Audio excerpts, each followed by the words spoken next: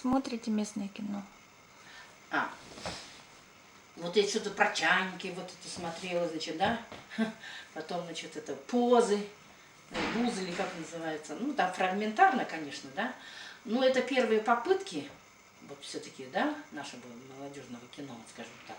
Но я считаю, что, в общем-то, это достойные попытки вот, молодежи вот это.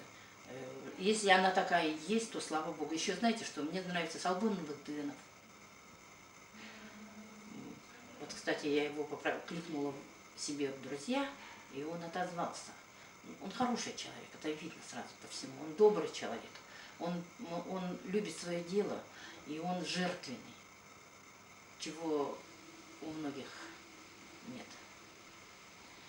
Он искренен в своих вот этих взглядах в жизни, да, искренен и очень добрый.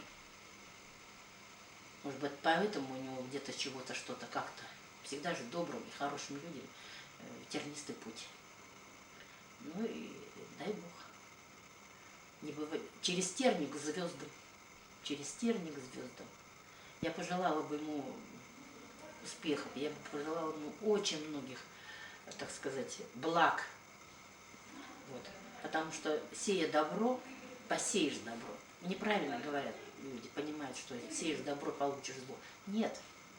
Если оно искреннее, если оно чистое добро, во благо человека, во благо общества, то оно обязательно откликнется. Вот говорят так, дающему в 3 умножится. Вот ему пускай все это умножится в 3.